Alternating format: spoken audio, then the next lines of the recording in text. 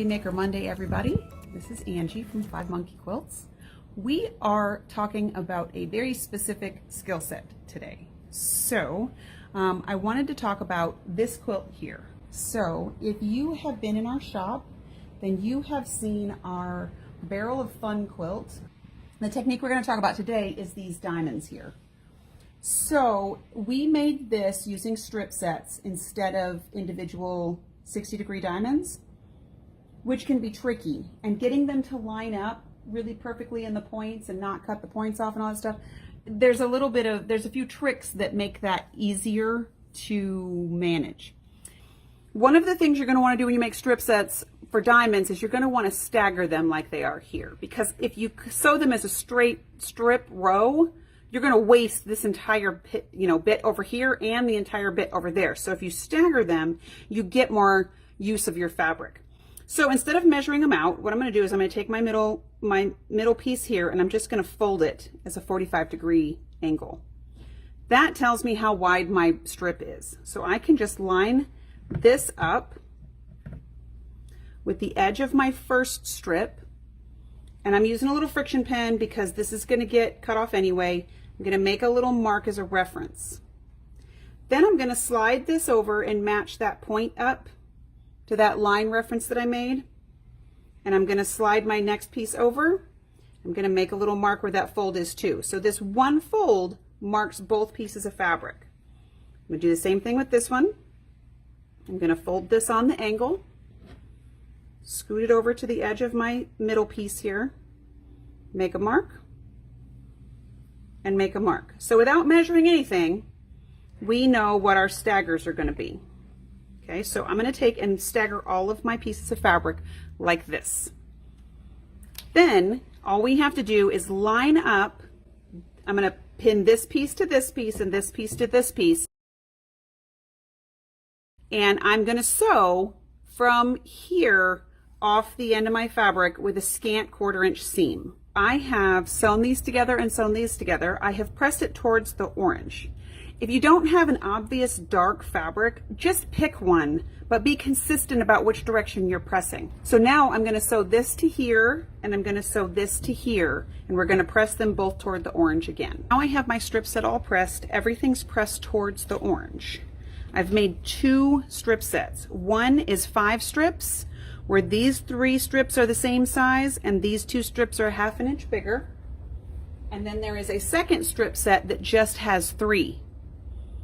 These are bigger, and this one is the same size as these 3. That part's going to be important. Now, I am a big fan of using a long ruler that has a 45-degree angle marked on it for this particular technique. Because we want to straighten up our side, you want to start with a really straight strip. I'm going to line that 45-degree line up with the top of my strip set. Conversely, you can also line it up with a seam line. A lot of times I like to line up things with a seam line because I can see the seam line better than trying to see way over there. What you want to get is you want to have your ruler along where you're going to cut through all your strips. You want to cut off all these selvage ends and make everything's really straight. And I'm going to get rid of this outside bit of patchwork. Now you already have this really pleasing stripy bit already. To decide how wide you need to cut your strip sets, if you've ever made a strip set on straight squares or rectangles or anything, you know that there's a measurement this way as well as a measurement this way. Well, now that we've got our angle right, we're going to use the regular straight lines on our ruler, and we're going to line up whatever width you cut these middle pieces to, which for this particular block I cut it to 2 3/4. I'm going to find my 2 3/4 line on my ruler, just like if I was cutting on a straight piece of fabric. Okay, so I'm going to cut strip sets on that angle. For the sake of demonstration, we really only need 2. So we're going to line up 2 times our 2 3/4 line. We're going to do the exact same thing with our 3 section grouping. So if we're going to make this section, see how there's 6 diamonds right here?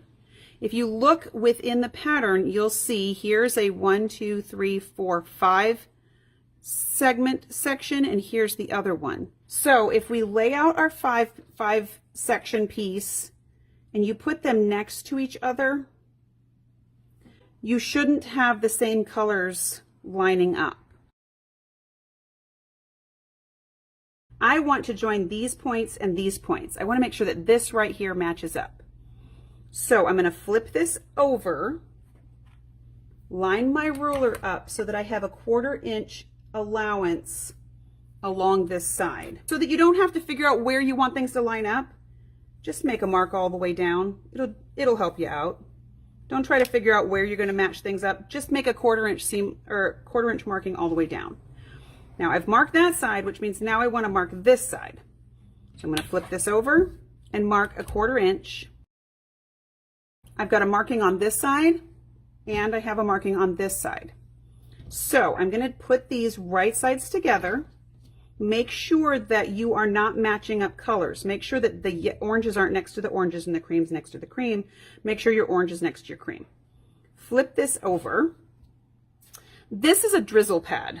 So this was designed by Sue Spargo for doing embroidery, hand embroidery designs. You know, sometimes you want to just stick something down into a pin to hold it. I love this because it's so small. It's basically one of those big wool pressing mats, but it's just sort of a coin shape pressed out of it, because it's really handy for this technique because it's small. I'm going to take a pin, and from the, it doesn't matter which side you start from, but I'm going to put my pin down through that line I marked, just the other side of my seam. See where that is? I'm not going through the hole where the seam is, but just barely next to it. Then when I have these lined up correctly, I'm going to flip this over and I'm going to find where that line mark is on this seam and put my pin through that same spot, but from the other side. So I'm still just on the down side of that seam, right on the line. So it's kind of hard to finick and move these around, but if I press them together and then take my pin and stab it into the drizzle pad, now it holds that one in place. You're going to want to mark every single one of those seam allowances. Being held stationary for me, I can now move this around, line up my fabric. I want to make sure everything's lined up correctly, and then fold my pin through.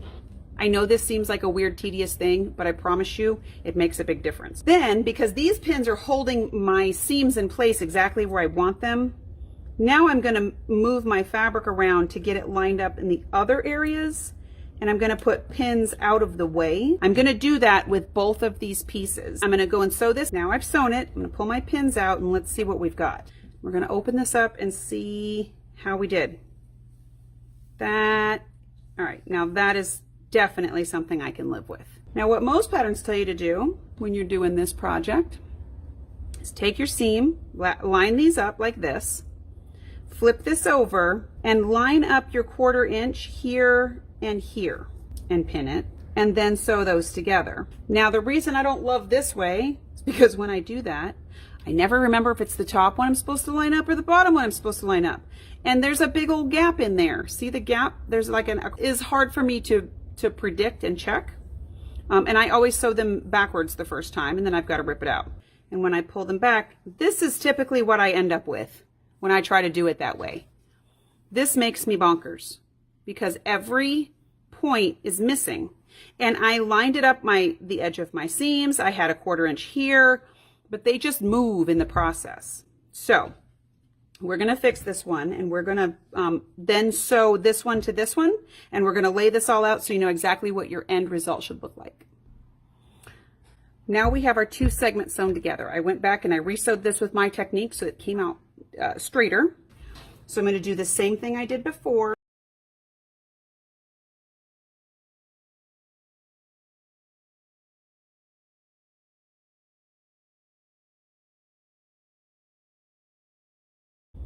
All right, so we're back from the iron and we've got all of our diamonds laid out nice in a row. If you want to finish this up as a strip set, sew a strip here, sew a strip here, and then you can float these diamonds out. You can trim this down so that these will now float. That is another lesson for later, to show you how to float this out. So again, if you like what you learned in doing this technique in today's demo, make sure you subscribe to our channel so you can see more additions to this pattern, and as we will make this whole quilt as an on-demand class. All of the products that we used in today's video are attached to this video. See you later.